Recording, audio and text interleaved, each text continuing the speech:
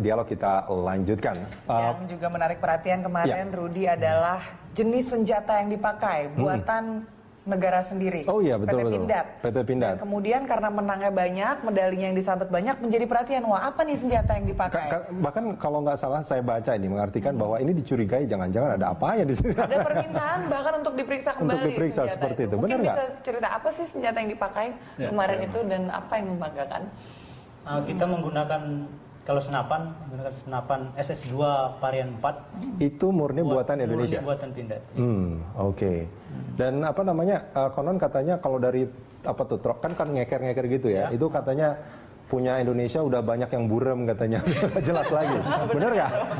Dibandingkan punya mereka katanya lebih baru. Sebenarnya mungkin ya menurut kita sih masih bagus, tapi mungkin mereka punya lebih bagus lagi. Lebih bagus lagi. Jadi lebih jernih kali ya? Ya, mungkin lebih jernih lah. Kalau kita mungkin harus digosok lebih lama mungkin. Tapi ternyata kita masih menang dengan segala kekurangan yang dikatakan ini. Gitu. Jadi apa yang spesial menurut Anda dari persenjataan yang tentunya sudah memenuhi spesifikasi standar ya? Menurut saya senjata kita ini udah standar, udah sesuai dengan peraturan untuk lomba. Dan tidak jauh kalah, nggak kalah lah. Harusnya yang dibongkar itu yang punya mereka ya, karena kita belum pernah lihat mungkin. Oke, Pak Wira, ini kalau kita bicara soal apa namanya Indonesia sudah 8 kali menjadi juara umum, artinya kan kemarin sudah 7 kali kan, 7 kali menjadi juara umum. Konon katanya masih dipandang sebelah mata oleh beberapa negara maju, benar nggak? Tentu prestasi ini pasti membuat iri negara lain. Pastinya, sebenarnya mereka pengen tahu dari mana sebenarnya negara Indonesia bisa menang. Tapi yang pasti mereka pasti melihat siapa di balik itu. Apakah ada senjata yang dimodifikasi? Ternyata tidak. Kami tidak sama sekali memodifikasi senjata. Yang kami pelajari selama latihan adalah bagaimana senapan dengan orangnya menyatu jadi satu. Sebenarnya orangnya inilah the man behind the gun ini yang. Apakah ada customization atau ini bukan modifikasi ya, tapi kalau bicara menyatukan individu dengan senapan gitu, mungkin apakah ada alteration atau apa yang ukuran yang disesuaikan atau gimana gitu? Enggak ya? Tidak ada ya. Saya mungkin hanya feelingnya bagaimana menembak, rasa menembak itu kan harus dirasakan dan menembaknya dengan senyaman mungkin ya. Artinya senapan yang mungkin dipakai sama Mas Mulyana itu juga senapan yang dipakai oleh tentara yang lain sebetulnya kan? Sniper IW apalagi. Senjata itu memang ada yang kita pakai dari tahun kemarin, kemudian tahun ini kita pakai lagi. Ada yang kebetulan tahun kemarin mungkin dipakai sama saya. Begitu tahun sekarang pas senjata itu dipakai sama rekan saya. Bisa saja tertukar dengan teman. Itu senjata yang dibawa saat kompetisi, senjata yang dipakai ketika 3 bulan latihan ini. Betul, itu wajib. Itu yang dikatakan sudah menyatu itu menyatu dengan senjatanya. Mas Praka, dari pengalaman kemarin ini sudah tahun kedua Anda ikut ya. Negara mana yang merupakan pesaing terberat? Kalau dibilang pesaing terberat untuk sniper sendiri ya, saya lebih cenderung ke tuan rumah karena kita kan latihannya di hutan gunung. Itu medannya kalau menurut kita mungkin medan latihan mereka seperti itu. Sementara kita artinya mereka sudah sangat kenal medannya ya. Medan itu dibandingkan dengan kita yang pendatang.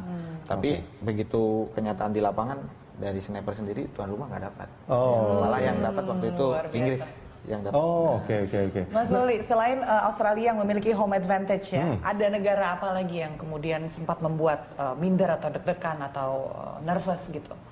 Menurut saya sih ya tidak ada sih negara tidak ada. Kadang-kadang malah dari satu materi itu nomor emas, perak, perunggu Indonesia semua yang dapat. Emas, perak, perunggu. Indonesia semua. Jadi harusnya mereka tuh belajar ke Indonesia sebetulnya.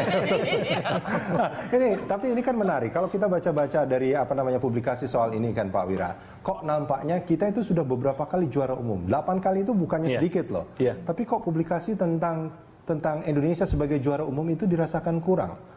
Benar nggak ini? Enggak, artinya di kompetisi ini pun di panitianya segala macam itu untuk ya Indonesia adalah juara tahun kemarin atau gimana. Betul. Itu tuh kurang-kurang ada hype-nya, itu tidak ya, sama saja kalau menurut saya.